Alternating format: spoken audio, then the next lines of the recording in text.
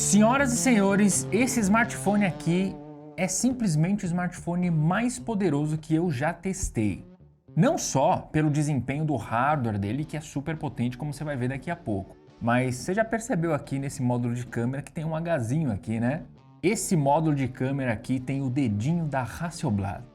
Então, teoricamente, esse é o primeiro review aqui no canal de uma Hasselblad, não, Zé? Meus amigos, hoje eu vou fazer o review desse smartphone que é o Oppo Find X9 Pro Hasselblad. Aperta o botão da vinheta aí pra nós.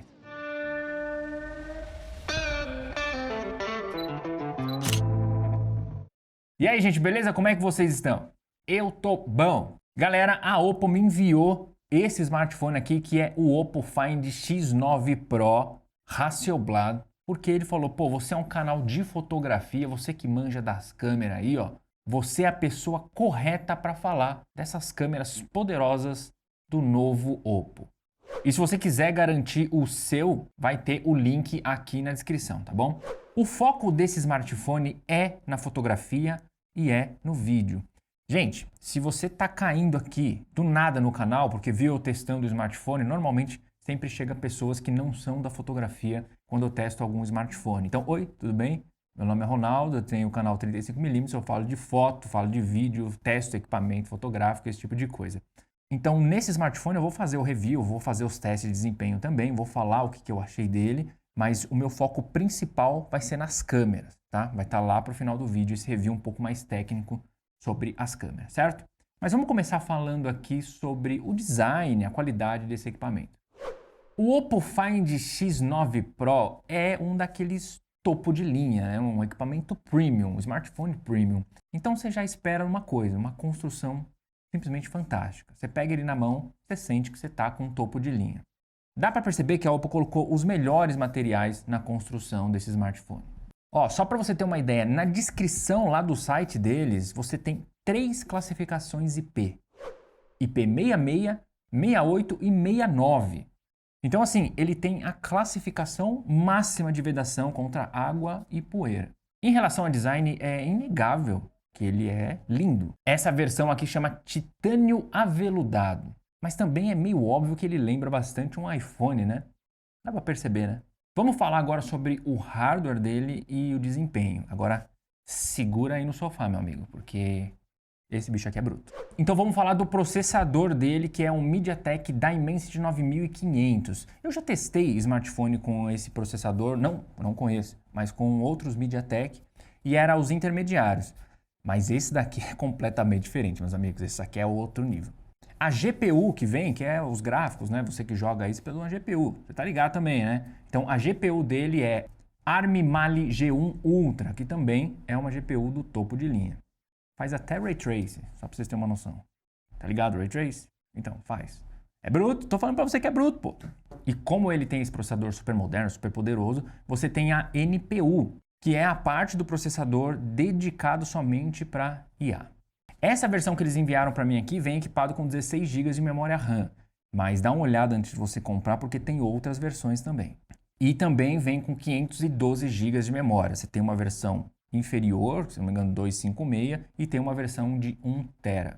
A tela dele é uma LTPO OLED, que é assim, o suprassumo das telas, meus amigos. Ela tem 6,8 polegadas. Essa tela, além de ela ser a mais moderna, ela ainda consegue ter uma fluidez maior, Dolby Vision, HDR+. Então assim, você está muito bem servido de tela aqui. O nível de brilho dessa tela é de 3600 nits.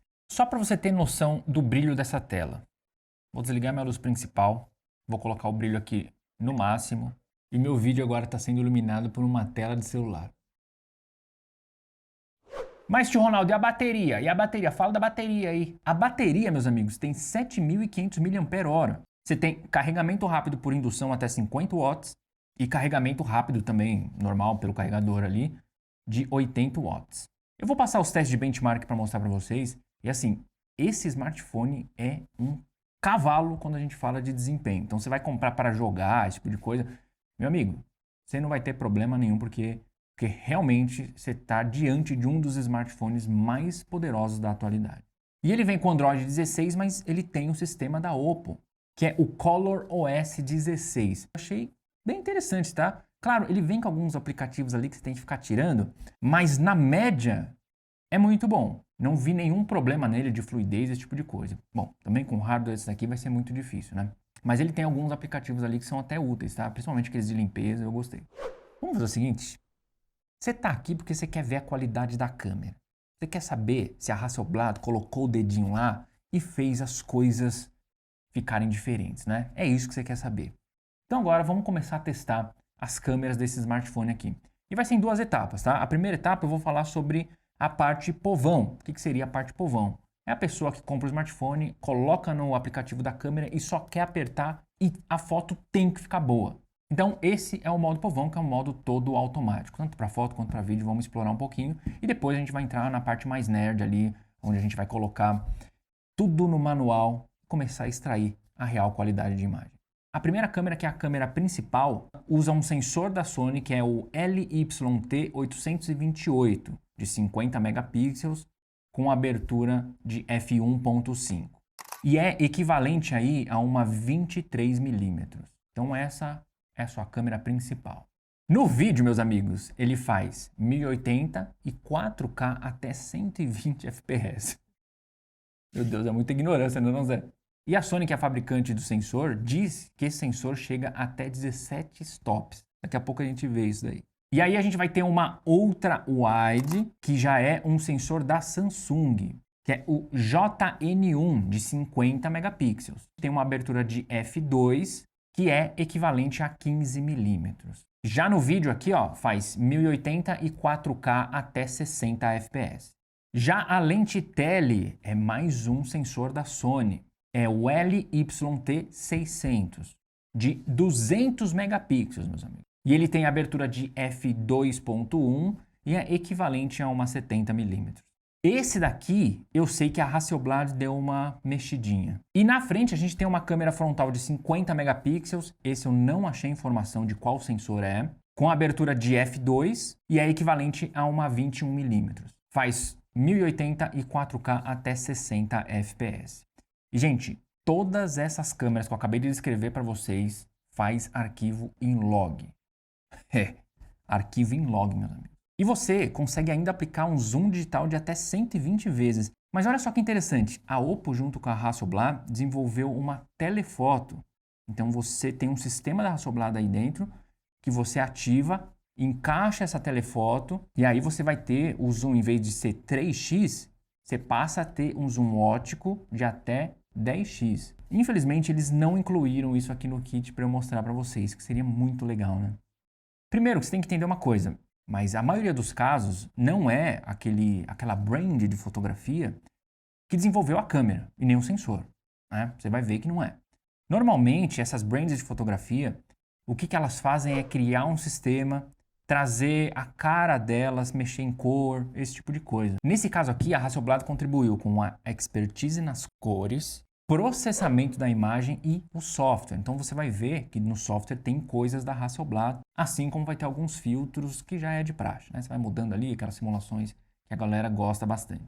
Então aqui no modo povão, ele tem um resultado assim fantástico.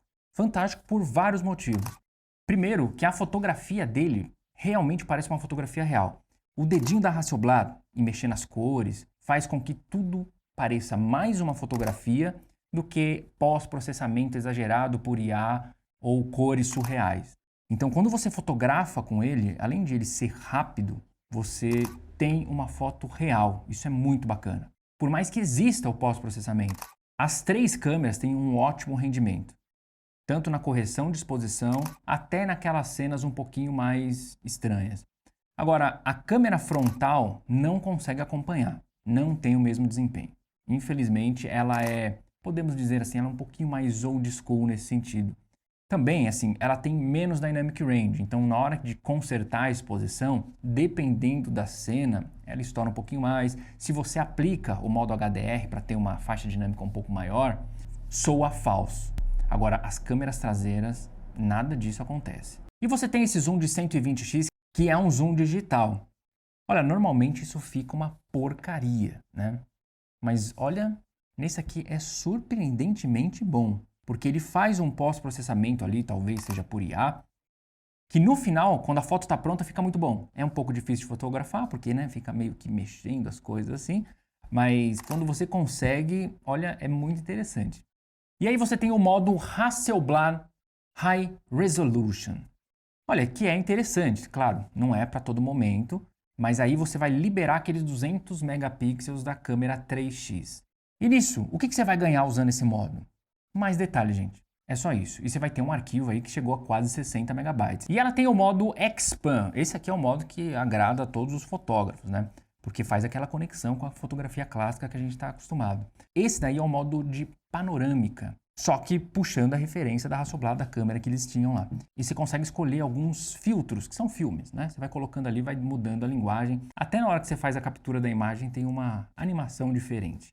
Mas, honestamente, a única coisa que está acontecendo ali, eles estão cropando a imagem, é só isso. Desculpa aí tirar o charme, mas é só isso. Agora vamos falar um pouquinho do vídeo automático aqui, né? Porque faz parte do modo povão também, o vídeo automático. Cara, fantástico. Sem nenhum tipo de problema, eu gravei um conteúdo inteiro só usando o vídeo automático. Para quem não sabe, aqui no canal eu tenho um conteúdo chamado A Vida Como Ela É, que é um conteúdo onde tem que ser prático. Eu tenho que pegar o smartphone, colocar para filmar e acabou. Não quero ficar fazendo enquadramento, não sei o que, a luz, não. É só um vlogzinho onde tudo tem que funcionar bem, a câmera do smartphone, não só a câmera, como o microfone, tudo. Eu não coloco nenhum tipo de microfone. É o conteúdo antes desse daqui. Se você quiser voltar para ver, todo aquele conteúdo foi gravado com as câmeras em modo automático aqui, principalmente com a câmera selfie, né, que eu acabo filmando mais. Uma das coisas que eu gosto de testar é a velocidade que ele conserta a exposição. Eu sempre faço um teste dentro de casa mostrando isso e ele teve um rendimento muito bom. Todas as câmeras teve esse rendimento, com exceção da câmera selfie, que não foi ruim. Só que, é claro, dá para ver claramente que ela está atrás nesse projeto aqui. Ela conserta a exposição rápido, só que como ela tem menos dynamic range, em alguns momentos ela estoura demais. Em alguns momentos fica esquisito, né? E como eu falei para vocês, eu não gosto de aplicar HDR porque eu acho que fica falso demais. Então eu tive que lidar com essa perca de dynamic range. Agora chega de modo povão. Vamos começar agora a entrar no modo Pro e realmente extrair a qualidade de imagem desse smartphone. Quando você já muda para o modo Mestre, que é onde libera todas as configurações, você já tem 4 arquivos para escolher: JPEG, JPEG Max, RAW e RAW Max. Obviamente os testes foram feitos no RAW Max, que é o melhor arquivo que ele vai entregar. Vamos começar analisando aqui, ó, a qualidade da lente da câmera principal. Então, como você consegue ver nesse teste, ela tem altíssima resolução no centro do quadro, indo para bordas é fantástico também. Distorção, dá para perceber também que não sofre nada aí, porque já é corrigida, a gente sabe que é corrigida. Agora indo para super grande angular, no centro do quadro é muito bom, apesar de eu já conseguir enxergar algumas percas. No canto do quadro já cai um pouquinho a resolução. Na telefoto eu achei fantástico. É a melhor telefoto que eu já testei. O centro do quadro é muito bom e o canto do quadro também é muito bom. Agora falando de recuperação, meus amigos, aqui eu vou te falar, isso aqui é assustador. Eu consegui recuperar nas altas luzes, que é o mais complicado para o mundo digital, eu consegui recuperar nada mais nada menos que 4 pontos de exposição. Só para você ter uma ideia, a melhor câmera que eu testei no ano passado chegou a 2.8 de exposição, de recuperação de exposição nas altas, que foi a Sony A7R5. Já na recuperação de sombra também consegui chegar até mais ou menos 4, 3,5. Aqui ele não consegue gabaritar que nem as mirrorless. As mirrorless gabaritam, chega a 5 pontos, assim, ainda é bom, bem usável. Aqui não. Até 4 você consegue. Mas assim, é surpreendente o nível de qualidade disso. E aí, para comprovar mesmo se ele tinha 17 pontos de dynamic range, eu fiz o teste aí. Gente, eu consegui contar 15 pontos. Vocês estão diante do equipamento com o maior nível de dynamic range que eu já testei nesse canal. Só isso. Impressionante. As cores das 3 câmeras traseiras são muito boas, mas existe uma diferença entre elas. As duas que é chip Sony, que é a câmera principal e a telefoto, as cores se parecem muito. Agora, aquele que é da Samsung, que é a super grande angular, eu notei uma diferença aí. Eu acho que seria melhor eles ter calibrado tudo certinho. Mas isso você pode fazer uma correção dentro do próprio smartphone, porque ele tem uma correção de verde e de magenta, então você pode achar ali a correção para manter essas câmeras todas equilibradas. Mas eu gostei muito das cores, principalmente que ele parece uma câmera mirrorless, não parece um smartphone. Ele não tenta te impressionar com cores surreais, ele tenta te entregar a realidade. Isso é uma das coisas que eu mais gostei. Um outro teste que eu estou aplicando agora é da estabilização de imagem. Vamos começar com a câmera traseira, que é o seguinte. Mesmo que você desligue a estabilização, ela sempre fica ligada. Ela tem a estabilização ótica do próprio módulo de câmera, da câmera principal que eu estou falando, mas você ainda pode ligar mais um módulo. E aí vai fazer a estabilização digital. Então, o ligar e desligar desse botãozinho aí, na verdade eu só estou intensificando a estabilização digital e diminuindo a estabilização digital, porque ela vai acontecer do mesmo jeito. Mas, no final, a estabilização eu achei muito boa na maior parte do tempo. Você percebe que tem uma estabilização digital sendo aplicada ali, mas como eu disse, na maior parte do tempo ela vai funcionar muito bem. Em todas as câmeras, até na câmera tele, ela é eficiente. Principalmente para você ficar paradinho e fotografando ou filmando. Se você fizer muito movimento, aí já complica. A estabilização da câmera frontal também eu achei muito competente, ajudou bastante aqui no conteúdo que eu gravei. Bom, como você pode ver que para fotografia é animal esse smartphone. Essas câmeras traseiras assim, tá num nível muito alto. Eu adoraria que todas elas tivessem o mesmo sensor aí da câmera principal, mas a gente sabe que não é assim, também o smartphone ficaria mais caro do que já é.